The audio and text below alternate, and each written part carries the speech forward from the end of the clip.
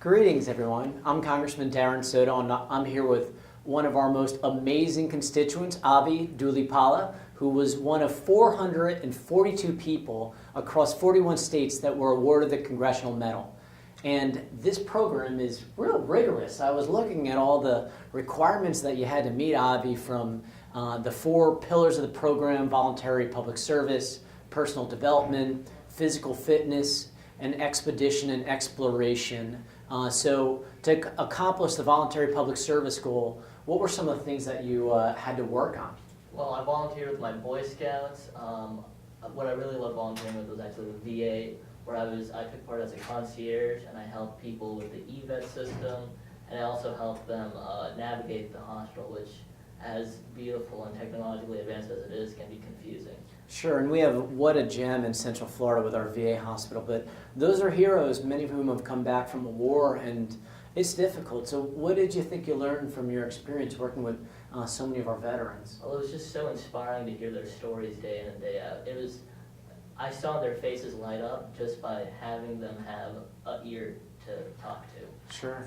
And so it was just phenomenal to hear their stories, hear their perspectives, which you don't get to hear that often from people who served our nation. Sure, and a lot of it is that they faced very difficult, dangerous situations abroad, and sometimes it takes a friendly face to be able to get them comfortable to talk about those things.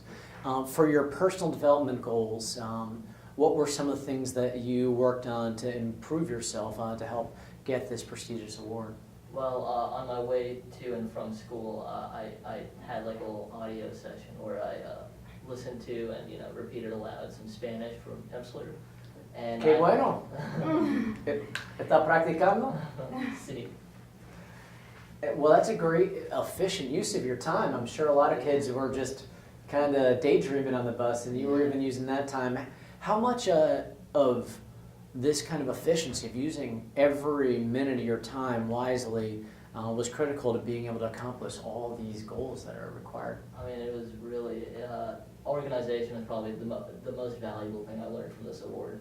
Planning my days, day in and day out, and having that consistency. Because the Congressional Award is not just about hours, but it's about consistency as well. So making progress every month and every week and every day is something that I really took away from this award.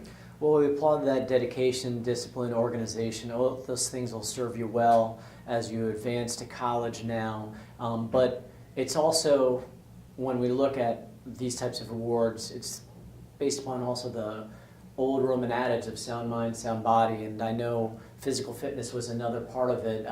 I looked at some of the things that you were doing, and I'm feeling like I need to get in the gym now again.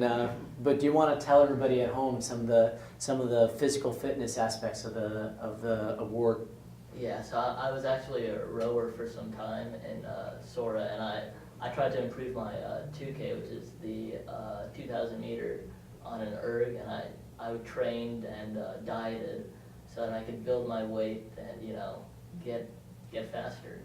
And how do you think being physically fit helped you mentally to be able to handle all these different aspects of the accomplishments you need to have happen to get this award? Do you really feel like being physically fit helped you accomplish a lot of these goals? Yeah, it was definitely a de-stressor.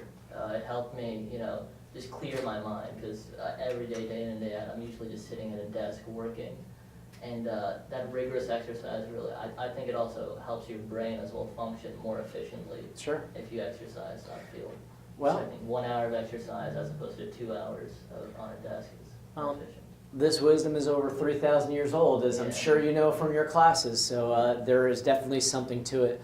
And finally, there was an exploratory part of it. You had to have an expedition and explorations. What were some of the things that you focused on and worked on in your discovery of new aspects of our society in your area? Oh, so I actually did Philmont as part of my Boy Scouts High Adventure Camp, and I did it with a contingent. So I was actually, we do everything to get the lightest and cheapest gear on our backs, because we're carrying everything we need to survive for 10 days out in the wilderness. And just so that everybody at home understands, what is Philmont? Oh, it's a Boy Scouts high adventure camp in New Mexico, where it's like the pinnacle of scouting achievement for me.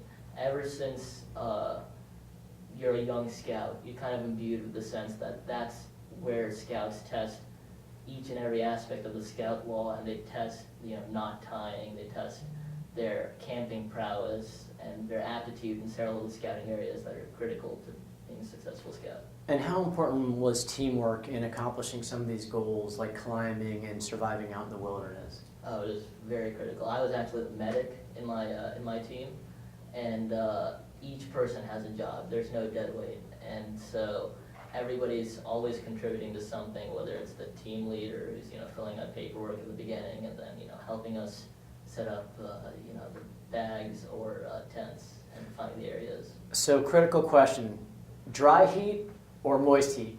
Or humidity? What do you like better? Oh, it's dry heat. Oh my God, it's so much better. But we're still proud Floridians, just so you know. Well, I know a lot of our constituents are going to want to know, so what are the big plans next now that you just graduated and you were second in your class, top in your class? Yeah, I was a salutatorian, yeah. Wow, amazing. So what's next? What are you going to be doing, Abhi? I'm actually looking forward to starting my year at UC Berkeley, yeah. So I'm going to be going as an undeclared engineer at UC Berkeley, and yeah, I'm debating between, the CS program, the civil and environmental engineering program, and the bioengineering program there. Well, I know that you had, from our past discussions, have an interest in the environment, so I think that'll be one of those that I'm sure you're going to be looking at seriously. I have a family member who graduated from business school there. There are some bright people at Berkeley, so what you will find, just like with Orlando Science School, is you're going to be surrounded by ambitious young people, and that as high as you upped your game now, you may even see more competition there, which is exciting because in our country we always talk about how bright the future is, and I think when you look at Abhi and other young people throughout not only our district but throughout our nation, I do believe the future's bright, and I'm just so proud of you. Everybody in District 9 is proud of you, and we're going to be looking forward to telling your story across Central Florida. So Abhi, congratulations on a job well done. Let's keep it up. Much.